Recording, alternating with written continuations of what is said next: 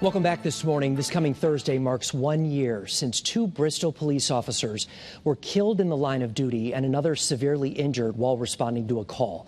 Bristol Chief Brian Gould is here this morning to reflect on the past year and talk about the support for the families of Sergeant Alex Hamzy and Lieutenant Dustin DeMonte and Officer Alec Aurato, who was injured in the attack that night. Chief, thank you very much for being here this morning. Thank you for having me. Very hard, I think, looking back on the past year to think it's been a year. I would imagine that's the case for you as well.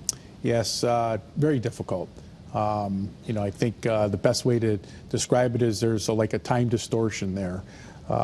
There's still some moments that you almost can't believe that it actually happened.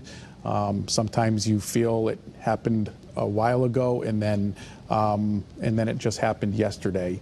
So, and now we're coming up on the year anniversary. So the year has been a tricky year because of that distortion. It's been a foggy year for sure. How is everyone in the department doing? Before we get to the families, obviously you have a large team, a large group of men and women who are very dedicated to the community, who have survived this and have to continue to do their jobs. How are they a year later? Well, first of all, thank you for asking. I appreciate when people take the time to ask about those great people serving the Bristol Police Department. And yes, they're an incredible team and incredibly resilient and incredibly strong, but it's a fluctuating condition. And I would liken it to turbulence. We're certainly in a position that we're not heading for the ground, but it's shaky as we go along. But they're just so incredible, and so they're still dealing with the truth of the matter is that the pain doesn't go away, the sadness doesn't go away. In fact, sometimes it is even a little stronger. But we learn to manage it and move in a good direction. So overall, they're doing extremely well under the circumstances. This was, as you know, significant. Yeah.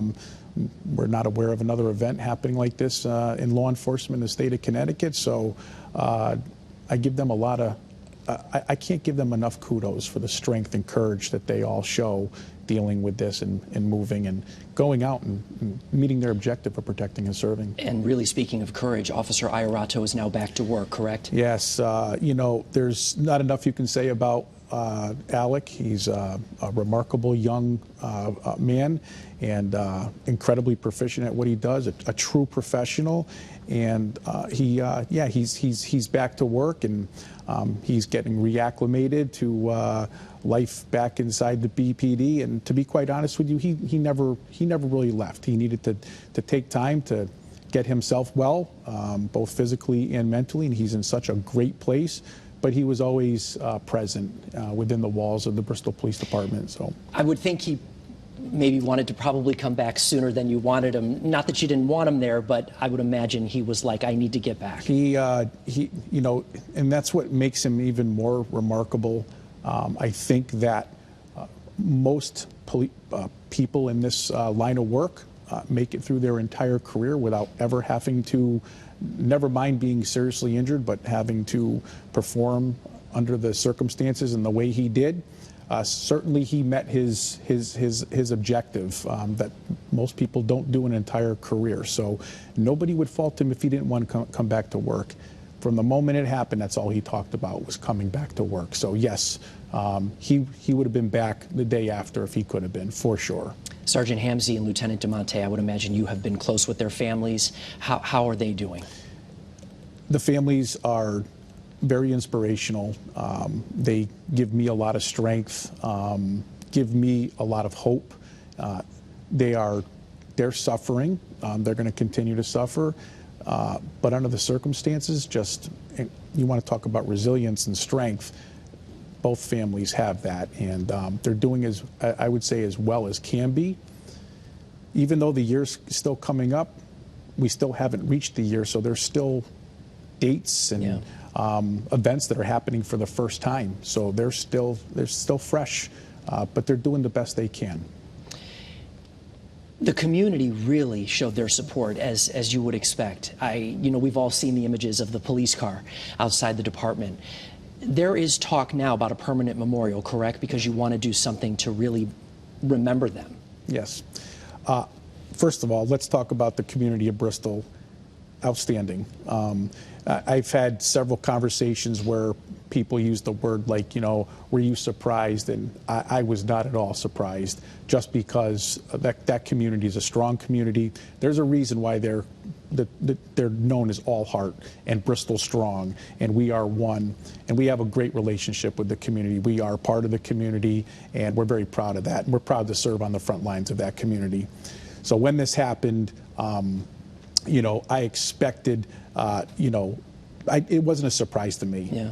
It was very welcoming, and I was very proud to serve in that city. They showed up, they continue to show up, and so appreciative of the city of Bristol. There is an investigation by the Inspector Yes. General into this. Do you expect results from that soon? Yes, I and do. What do you expect? I do expect that we're going to see those results. My educated guess is going to be somewhere after the anniversary or such.